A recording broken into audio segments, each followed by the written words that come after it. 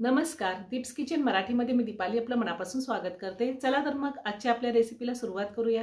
आज मी तुम्हाला जेवताना तोंडी लावण्यासाठी कैरीची आंबट, गोड, तिखट, चटपटीत अशी चटणी कशी करायची ते दाखवणार आहे। तर त्यासाठी आपल्याला काय साहित्य लागणार आहे ते आपण पाहूयात। मी इथे 2 मीडियम साइजच्या कैऱ्या घेतल्यात। कैऱ्याची सालं काढून असे तुकडे करून घेतलेले आहेत। अर्धा चमचा मोहरी, अर्धा चमचा जिरे, थोडे मेथी दाणे घेतले, थोडी आपल्याला हिंग लागणार आहे। 2 ते 3 चिमूट मी हिंग घेतली।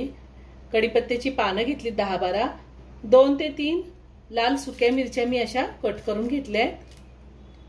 2 चमचे गूळ घेतलेला आहे। गुळाचं प्रमाण तुम्ही कैरी किती आंबट आहे त्या अंदाजे कमी किंवा जास्त घेऊ शकता। 1 चमचा लाल तिखट, चवीनुसार मीठ लागणार आहे आणि फोडणीसाठी आपल्याला तेल। मी मिक्सरचं भांडं घेतलंय, त्यामध्ये कैरी काढून घेते।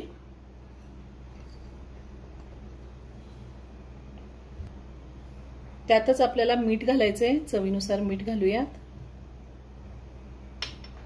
लाल तिखट, ह्यामध्ये मी अर्धा चमचा कलरचं लाल तिखट घातले आणि अर्धा चमचा रेग्युलर लाल तिखट घातलेला आहे। गूळ,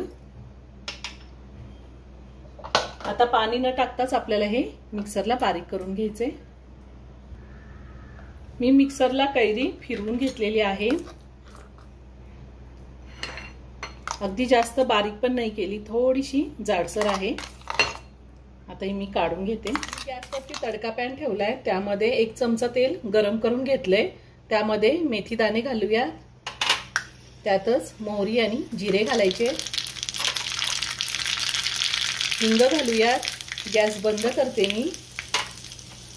कढीपत्ता घालायचा आणि सुक्या लाल मिरच्या। आता ही फोडणी आपण चटणीवरती घालूया।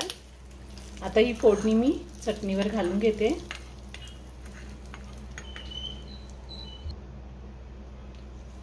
तयार झाली आपली कैरीची चटणी। खूप छान लागते। आपण चपाती, भाकरी, भात कशासोबतही खाऊ शकतो।